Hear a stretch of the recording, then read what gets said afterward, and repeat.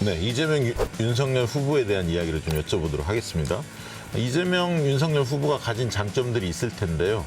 후보님께서 보시기에 이건 참 부럽다. 내가 못 가진 면인데.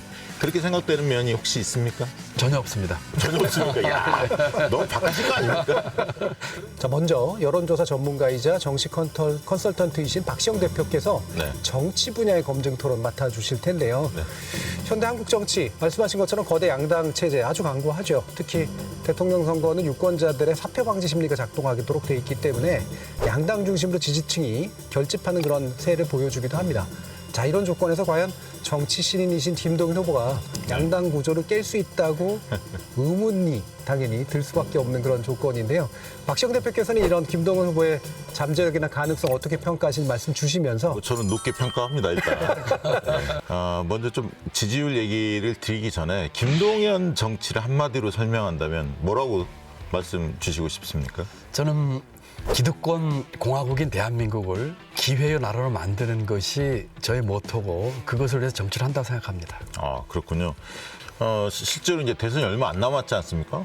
100일도 안 남았는데 지지율 한 5%를 넘겨야 TV 토론 나갈 자격도 부여될 텐데 그러면 이제 그 5%를 일단 넘는 게 중요해 보이는데 이 돌파구를 마련하는 뭔가 특단의 대책이 좀 필요해 보입니다. 어떤 대책이 있으십니까? 저는 한마디로 정면 돌파를 할 생각입니다. 두 가지로 말씀드릴 수 있을 것 같습니다. 첫 번째는 비전과 컨텐츠로 승부하겠습니다. 다른 후보나 거대 정당과 다른 그런 비전과 컨텐츠로 국민 앞에 정정당당하게 승부를 하겠습니다. 두 번째는 지금 박 대표께서 말씀하신 저희 그 창당, 새로운 물결 정당입니다.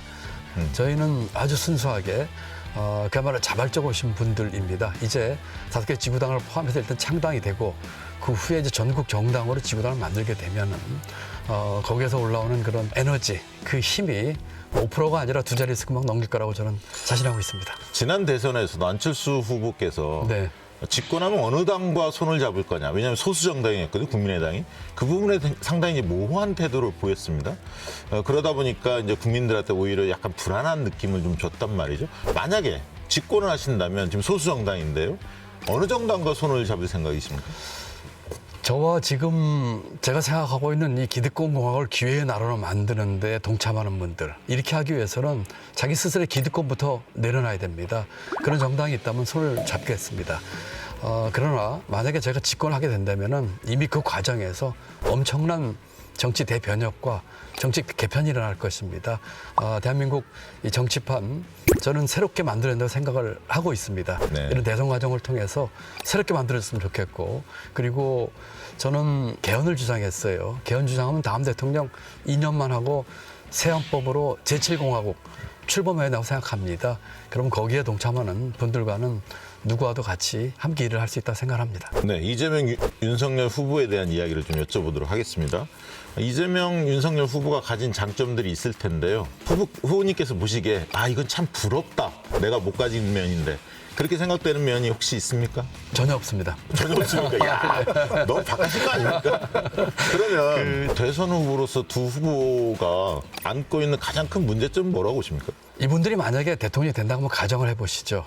이재명 후보가 대통령이 되면은 저는 대한민국은 독선의 나라가 될 거라고 생각합니다. 윤석열 후보가 대통령이 되면 대한민국은 검찰의 나라가 될 것입니다. 그리고 지금 한 분은 불신 후보, 믿기가 어려워요. 또 한 분 후보는 저는 대독 후보라고 말씀드리고 싶습니다. 머리에 뭐가 들은지 모르겠어요. 남이 써준 걸 읽는지는 모르겠는데 그런 대독 후보, 불신 후보, 그리고 이런 분들이 만들 나라가 좀 죄송한 말씀이지만 검찰의 나라 또는 아까 말씀드린 것처럼 독선의 나라가 될까 심히 걱정이 됩니다. 그 삼지대에 대한 국민들의 관심이 과거보다는 좀 낮은 것 같아요. 이유는 어디에 있다고 보십니까? 아무래도 그 강고한 양당 구조 때문이죠. 그러면서 지금 정부의 실정에 실망한 많은 분들은 닥치고 정권 교체를 하면서 이렇게 세력 결집이 되는 것 같고, 또 반면에 정권 연장을 주장하시거나 동조하시는 분들은 또 그중에 일부는 정권이 연장되면 다 죽는다 하는 그런 절박감으로 무조건 정권 연장 그런 식으로 하다 보니까 아무래도 강구했던 양당 구조가 더욱 견고하게 되면서 이 삼지대에 대한 관심도가 좀 떨어지는 게 아닌가 그렇게 생각합니다. 저는